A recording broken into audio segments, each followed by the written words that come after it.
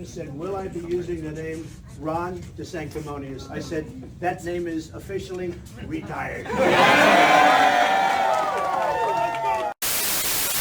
I find this to be insanely fascinating within American politics. You will have candidates in the primaries that are flinging nasty stuff to each other, stuff that is reputation ruining. In some cases, you would even say that it's career ruining. They may even accuse each other of criminal behavior. And after the primaries are gone, all is forgotten. They're good buddies, they're good friends again. But the media is going to publish articles saying, oh my God, how is it possible? How is it possible that now DeSantis forgives Donald Trump after calling him DeSanctimonious? How is it possible that Donald Trump forgives DeSantis after all the things he said about him?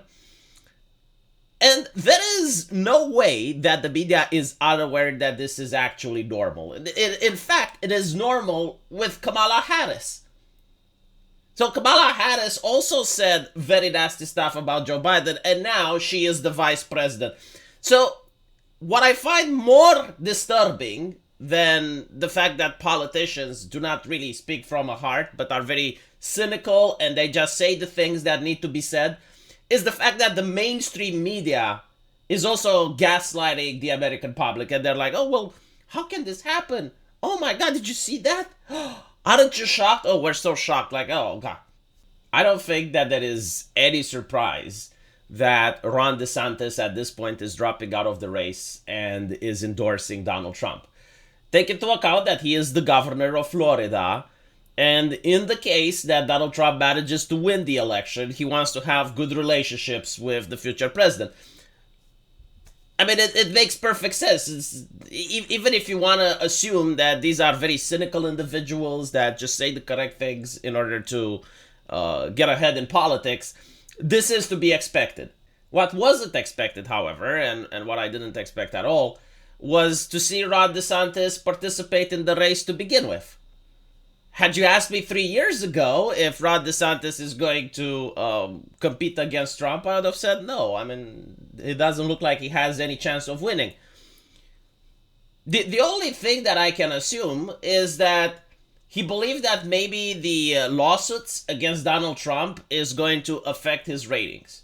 The people seeing that the president is getting a mugshot, the fact that there's more and more lawsuits coming up, are going to make Republicans say, all right, well, maybe he isn't our guy. Maybe we should vote for someone else. And this was actually part of Ron DeSantis' campaign. He actually stated that while Donald Trump is a very good politician and his heart is in the right place, he has a lot of baggage. And the Democrats will constantly attack him over this baggage.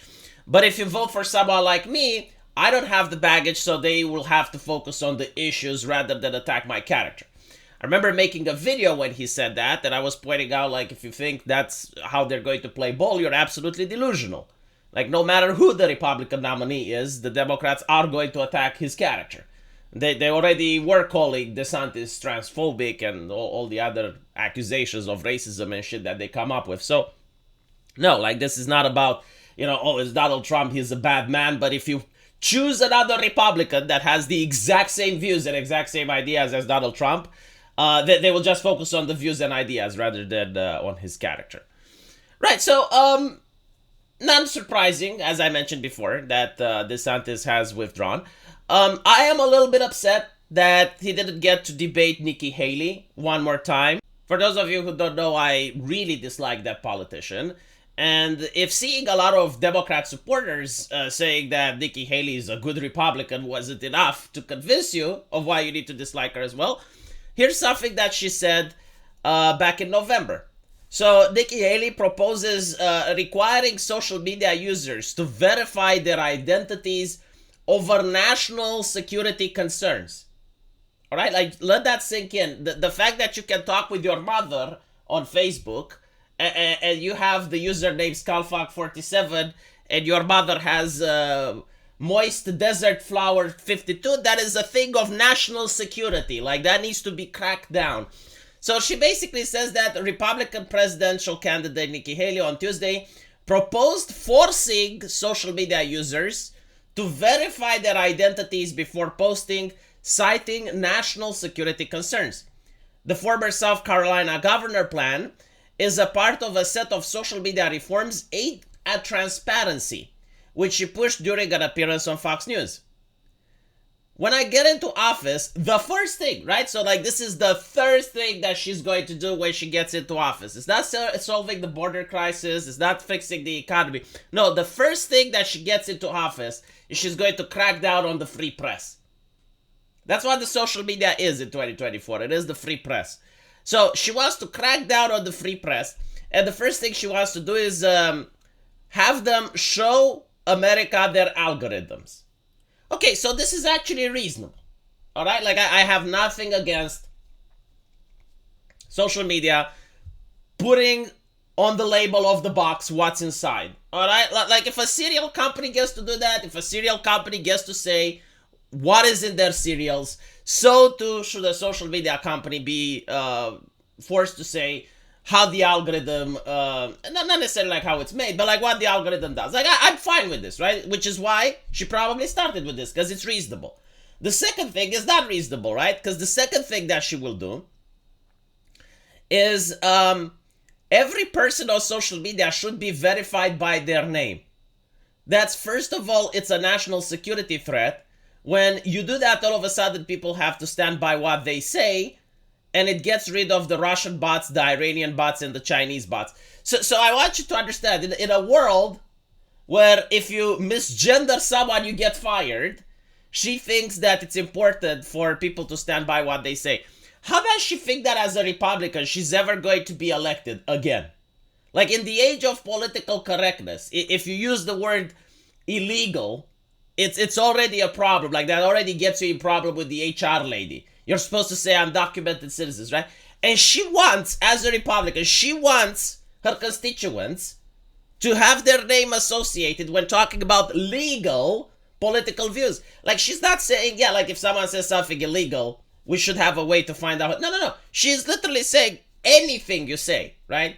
Should be. So basically what she is suggesting is that the public should be able to read your mail, right? So like your written letters that you sent to the postal office, the public should be able to see what's inside and who said it. So apparently this is to fight, of course, the Iranian bots, the Russian bots, and the Chinese bots, yes. And then you're going to get some civility when people know their name is next to what they say, and they know that their pastor and their family members are going to see it. I'm sorry, but this is a Democrat. This is not a Republican. Like, I don't care what other policies she has. I don't care what else she believes in. The moment you say something like this, like the first thing that she's going to do is to figure out how to crack down on the freedom of the press. No. I hope she doesn't endorse Donald Trump.